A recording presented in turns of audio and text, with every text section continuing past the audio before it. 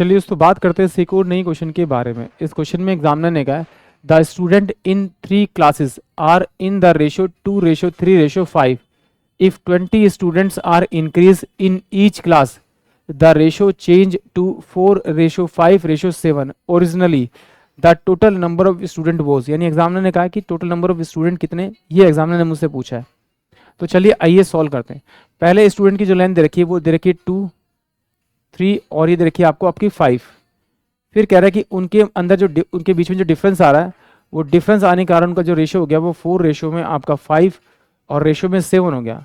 But जैसे ही मैंने difference check किया था डिफरेंस कितना आ रहा है आपका 2 आ रहा है, जबकि डिफरेंस होना चाहिए कितने का 20 का। तो इसे किससे मल्टीप्लाई करूँ 10 से, तो 10 से मल्टीप्लाई तो इनके सम से यानी कि इन तीनों का सम करेंगे तो 10 आएगा। इसके डिफरेंस से मल्टीप्लाई कर दीजिए तो आपको आपका आंसर मिल जाएगा यानी 100।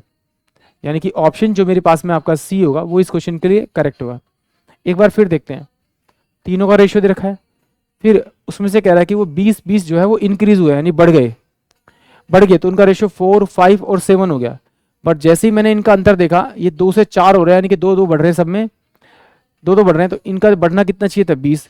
तो 2 को 20 बनाने के लिए किससे मल्टीप्लाई करेंगे आपका 10 से, तो 10 से इससे मल्टीप्लाई करेंगे 20 आ जाएगा, 30 आ जाएगा, 50 आएगा, तीनों को जोड़ेंगे तो 100 आएगा। या फिर इन तीनों के रेशियो के सम से इसके इस 10 से मल्टीप्लाई कर दीजिए, आपको आपका आंसर मिल जाएगा। इस तरह से नहीं करना तो फिर आइए फिर एक्स वाले मेथड से कर देते हैं।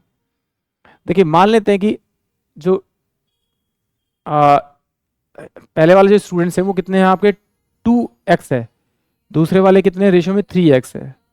इसमें कितने बढ़ रहे हैं आपका 20 ऊपर बढ़ रहे हैं और 20 ही नीचे बढ़ रहे हैं, जिसके कारण उन दोनों का रेशियो क्या हो रहा है आपका 4 रेशियो में 5 हो रहा है। आप कैसे भी निकाल सकते हैं। आप मान लीजिए ये ए मान लीजिए, ये बी मान लीजिए, सी मान लीजिए, ए बी ले लीजिए, बी सी ले लीजिए, सी ए ले लीजिए, वही ऊपर की वैल्यू लेनी वही ये वैल्यू लेनी, क्रॉस मल्टीप्लाई करेंगे तो कितना होगा आपका 4 तिया 12x माइनस का 5 दूनी 10x बराबर में कितना हो जाएगा 20 इंटू में कितना हो जाएगा आपका 1 हो जाएगा। एक बार सोल्व ही कर देते हैं, बच्चे सोचेंगे कि क्या करते हैं। इसको इससे मल्टीप्लाई किया तो 4 तिया 12x प्लस का 4 दूनी 8 80 हो जाएगा, बराबर में 5 दूनी 10x हो जाएगा, प्लस का कितना हो जाएगा आपका ये 100 हो जाएगा। इसको इधर भेजूंगा तो आपका कितना हो जाएगा 2x, इसको इधर भेजूंगा तो कितना बचेगा आपका 20, इससे कटेगा तो x की वैल्यू कितनी आ जाएगी आपकी 10।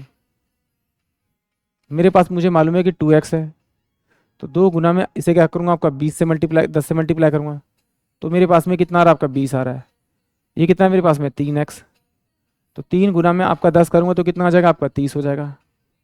चौथा वाला रेशियो कितना होगा मेरे पास में ये 5x होगा, अगर इसको मैं 2x 3x बना तो 5x होगा, तो बराबर 5 इंटू में क्या होगा आपका 10, तो ये कितना हो जाएगा 50। इन सबको जोड़ेंगे तो कितना आएगा आपका 100। यानी कि ऑप्शन जो सी होगा वो इस क्वेश्चन के लिए करेक्ट होगा। आई होप आप सभी को क्वेश्चन समझ में आया होगा।